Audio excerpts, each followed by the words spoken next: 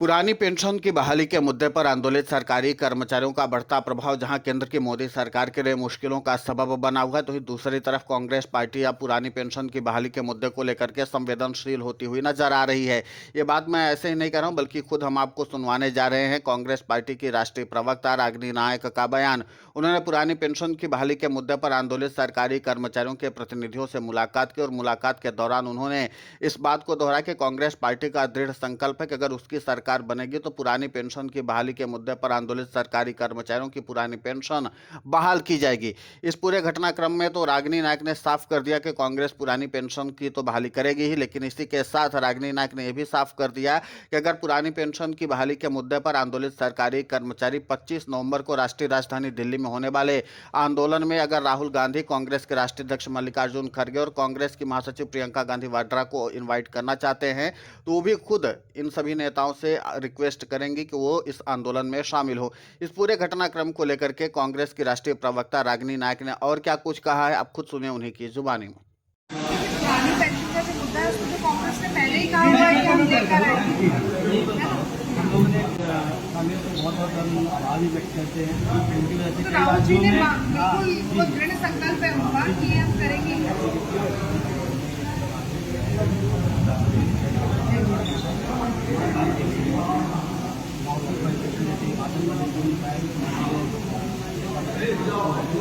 Pension चालू है और जहाँ जब कांग्रेस है वहाँ उत्तर प्रदेश सरकार आया ना हमारी, वो आई तो एकदम चली गई आती 1.5 साल बाद, क्या करें।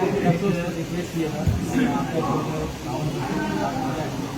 मैं डेलीगेशन के लिए मैं कोशिश करूंगी, जब दोबारा संसद सत्र आएगा तो सुनिए मेरी बात। एक्चुअली क्या है अभी हमारा दिल्ली के रामलीला मैदान में हमारा नाश्ता होने जा रहा है। इसमें अगर राहुल का टाइम पे आ गए अगर आप लोग बोलिए हम लोग के लिए आपको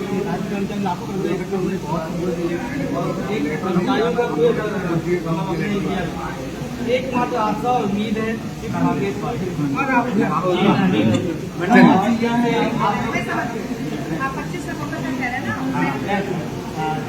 सुना आपने जिस तरीके से कांग्रेस की राष्ट्रीय प्रवक्ता रागिनी नायक ने पुरानी पेंशन की बहाली के मुद्दे पर आंदोलित सरकारी कर्मचारियों के प्रतिनिधियों से न सिर्फ मुलाकात की बल्कि अपने संकल्प को भी दोहराया कि कांग्रेस पार्टी पुरानी पेंशन की बहाली की इच्छा रखती है, और साथ ही साथ उन्होंने पुरानी पेंशन की बहाली के मुद्दे को लेकर के अपने संकल्प को दोहराया है। और इसी के साथ उन्होंने इस बात को भी कहा कि कांग्रेस पार्टी पुरानी पेंशन की बहाली के मुद्दे पर पहले जो स्टैंड रखी हुई थी वैसे ही रखे हुए है। जिन राज्यों में कांग्रेस की सरकार बनी वहां पर पुरानी पेंशन की बहाली की गई, तो अब भी जब सरकार बनेगी तो पुरानी पेंशन की बहाली की जाएगी। आपको बता दें कि ये सब बातें जो हुई हैं ये मध्य प्रदेश के जबलपुर में, यानी जो संस्कार धानी है वहां पर पुरानी पेंशन की बहाली के मुद्दे पर आंदोलित सरकारी कर्मचारियों के प्रतिनिधियों ने मुलाकात की थी कांग्रेस के राष्ट्रीय प्रवक्ता रागिनी नायक से और अपनी मांगों के बारे में विस्तृत जानकारी दी थी। उसी के दरमियान कांग्रेस पार्टी की राष्ट्रीय प्रवक्ता रागिनी नायक ने यह बयान दिया है। देखना महत्वपूर्ण होगा कि जिस तरीके से कांग्रेस पार्टी की तरफ से कांग्रेस की राष्ट्रीय प्रवक्ता रागिनी नायक ने आश्वासन तो दिया है, लेकिन महत्वपूर्ण बात यह होगी कि जब 25 नवंबर को पुरानी पेंशन की बहाली के मुद्दे पर आंदोलित सरकारी कर्मचारी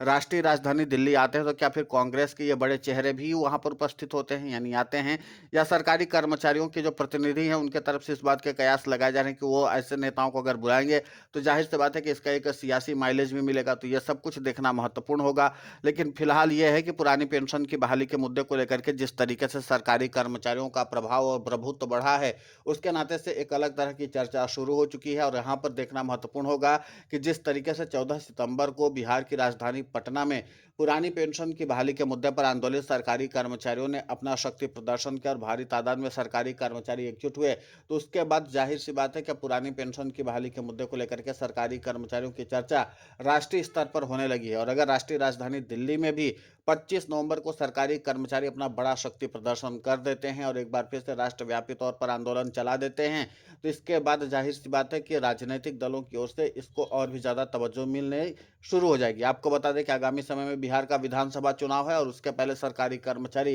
राष्ट्रीय राजधानी दिल्ली में अगर अपना शक्ति प्रदर्शन करने में सफल हो जाते हैं तो फिर सरकार के लिए भी चुनौती बढ़ जाएगी। अब देखना महत्वपूर्ण होगा कि सरकारी कर्मचारी जो 25 नवंबर को राष्ट्रीय राजधानी दिल्ली में आंदोलन करने जा रहे हैं वहां पर इन बड़े दिग्गज नेताओं की मौजूदगी होती है या नहीं। लेकिन इस बात के कयास लगाए जा रहे हैं कि अगर रागिनी नायक इस बात की सिफारिश करती हैं तो तो संभव है कि राहुल गांधी और प्रियंका गांधी के साथ साथ कांग्रेस के राष्ट्रीय अध्यक्ष मल्लिकार्जुन खड़गे वहां पर नजर आए। फिलहाल इस पूरे घटनाक्रम को लेकर के आपकी प्रतिक्रिया बहुत महत्वपूर्ण होती है, आप हमें कमेंट करके जरूर बताएं। साथ ही पुरानी पेंशन की बहाली के मुद्दे को लेकर हम लगातार आंदोलित होकर के खबरें चला रहे हैं। आप हमारे समर्थन के लिए चैनल को सब्सक्राइब करें, खबर को ज़्यादा से ज़्यादा शेयर करें ताकि पुरानी पेंशन की बहाली का मुद्दा और बुलंद हो।